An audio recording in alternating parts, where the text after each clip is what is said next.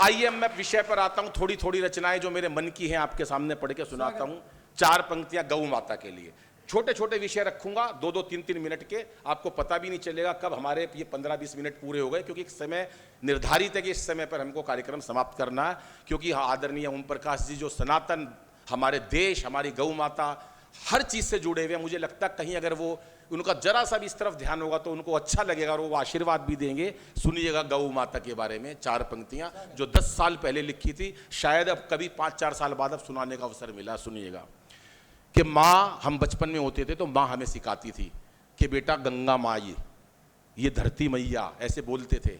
ये दुर्गा माँ, जन्म देने वाली माँ, और गौ माँ, ऐसे बोलते थे। तो हमें लगा कि हमारी कुछ माएँ होती हैं। हमने हिंदू धर्म में कितनी माएँ बना रखी हैं। हमारे देखो वात्सल्य, हमारी ममता कितनी ऊंची है। तब जब गौ माता की ऐसी हालत देखी, तब 4 पंक्तियां ये कवि कहता है, सुनिएगा साहब। कि एक गंगा है माँ सबकी, माँ धरती माँ भवानी है। एक गंगा है माँ सबकी, माँ धरती माँ भवानी है। एक माता जन्म देती, मिली ये जिंदगानी है।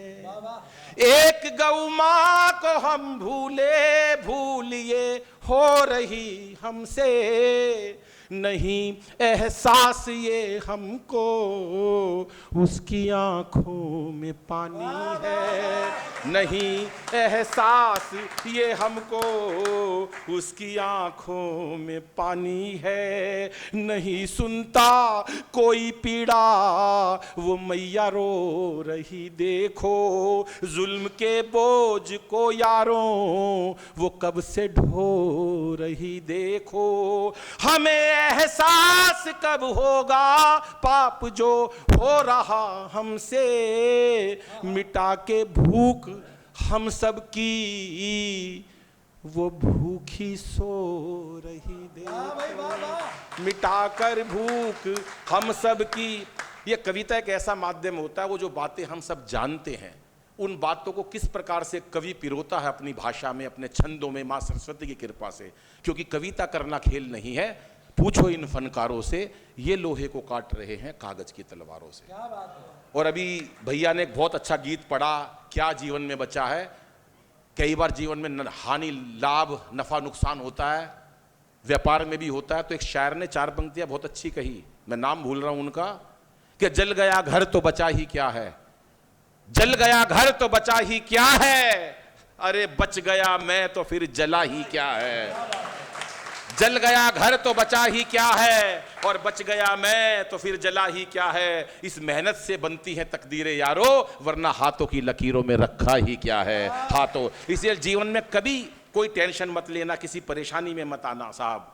लेकिन अभी जो नारी के साथ हो रहा है, आपने देखा होगा क्या जुल्म हो रहे हैं, क्या कुरीतियां चल रही हैं, और गर्भ में मार देते हैं बेटियों को। तब 4 पंक्तियां कहूंगा और आपको अच्छी लगे। इस मंच पर मैं ये पंक्तियां जरूर कहता हूं, चाहे मैं कितना भी हास्य कर लूं। केवल 10 मिनट आपके बीच रहूंगा और मैं चाहता हूं कि आप भरपूर प्यार इन छंदों पर, हास्य पे जितना दिया उतना ही प्यार भी। सर बहुत ज़्यादा इमरजेंसी तो नहीं ना, कोई ऐसा तो नहीं है? अच्छा ठीक है जी, मेरे पास भी मोदी का फ़ोन आ ही रहा है।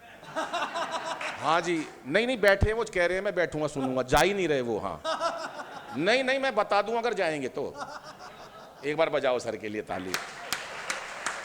देखो होता क्या है, हाथ से निकलता प्यार से, मोहब्बत से। अगर दिल साफ हो तो सामने वाला बड़ी अच्छी तरह उस बात को लेता है, क्योंकि आपका मन साफ होना चाहिए, कहने वाले का जज्बा अच्छा होना चाहिए। वरना हाथ से निकालने के लिए केवल बच्चा बनना पड़ता है, और सामने वाले को भी बच्चा बनना पड़ता है। वीआईपी होना नहीं पड़ता, हाथ से इन्हीं बातों से निकलता है। कभी गंभीर बातों से। दिक्कत यह है हमारे जीवन में कि हम गंभीर बातों को तो हंसी में उड़ा देते हैं, और हंसी की बातों को गंभीरता से ले लेते हैं। जिस दिन हमें यह एहसास हो गया कि कौन सी बात को कहां लिया जाता है, तो दोस्तों जो नारी के लिए 4 पंक्तियां कहना चाहता हूं कि आज हमारी बेटियों को गर्भ में मार देते तो मेरा मन बड़ा पीड़ित हुआ।